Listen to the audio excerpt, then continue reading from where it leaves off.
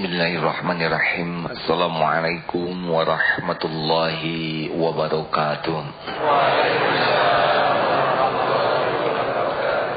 Alhamdulillahilladzi anzala sakinata fi qulubil mu'minin liyazdadu imanan ma'a imanihim. Allahumma salli wa sallim wa barik ala sayyidina wa maulana Muhammad wa ala alihi wa ashabihi ajma'in, amma ba'du. Para pemirsa yang budiman di seluruh penjuru tanah air, andai kata kita benar-benar bisa menempatkan diri kita secara tepat sekali dalam hidup ini, niscaya hidup ini akan lebih ringan, lebih indah, dan lebih barokah.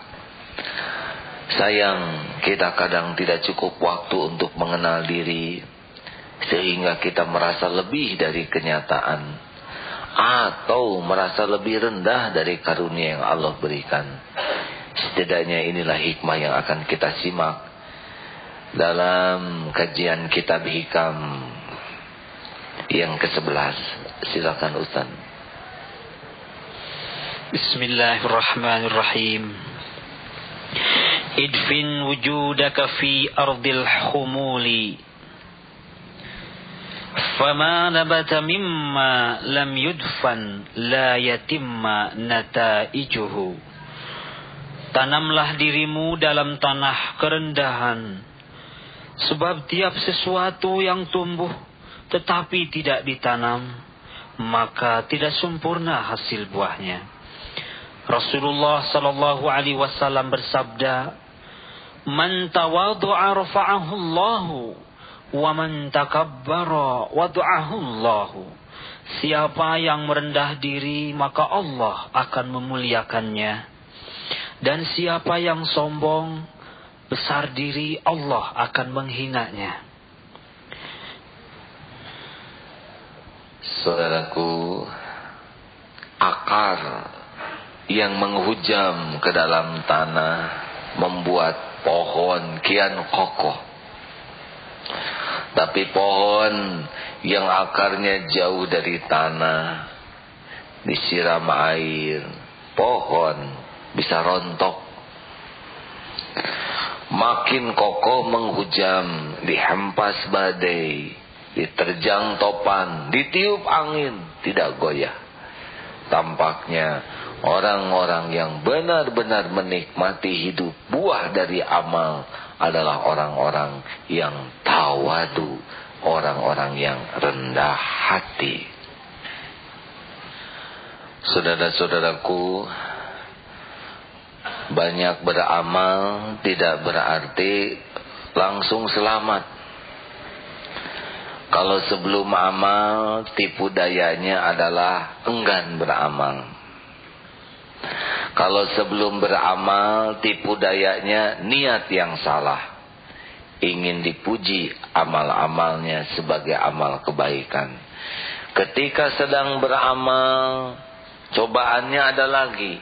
Cobaannya adalah enggan menyempurnakan amalnya, ingin tidak tuntas. Dan ketika selesai beramal, ada lagi cobaannya, yaitu menjadi ujub, merasa diri paling beramal, merasa diri lebih dari orang lain amalnya. Semua ini benar-benar butuh perjuangan. Imam Ibnu Athaillah menganjurkan tawadu.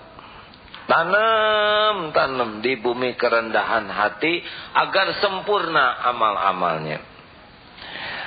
Jikalau kita benar-benar ingin menikmati tawadu, beberapa rahasianya adalah, pertama, kita harus selalu sadar bahwa yang membuat kita beramal bukan kita, tapi taufik Allah.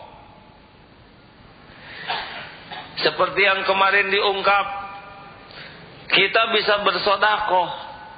Uangnya dari mana? Kalau tidak dititipi rezeki oleh Allah, tidak bisa bersedekah. Sekarang kita punya uang, tapi Allah tidak memberikan jalan bagi kita. orang-orang di sekitar kita tidak butuh, kita tidak keluar itu uang. Sudah ada rezeki oleh Allah, digerakkan orang yang perlu. Ada perlu pembangunan masjid, ada yang perlu dilunasi hutang, itu Allah yang ngatur dan ketemu dengan kita. Sudah kita bisa bersedekah, kita diringankan hati kita. Kan ada yang sedekah tapi hati jadi mangkal. Oleh karena itu kita harus tahu rangkaian semua amal ini hanya Allah lah yang berbuat. Tidak usah diingat-ingat, tidak usah disebut-sebut amal kita, karena Allah lah sebetulnya yang membuat kita bisa beramal. Satu itu. Bahkan bagaimana Ustaz, ada seorang ahli hikmah yang mengucapkan kata-kata hikmah. Silakan. Salah satunya adalah Syekh Ibrahim bin Azam radhiyallahu anhu berkata, "Ma sadaqallaha man ahabba syuhrata." Tidak benar-benar bertujuan kepada Allah siapa yang ingin masyhur atau terkenal.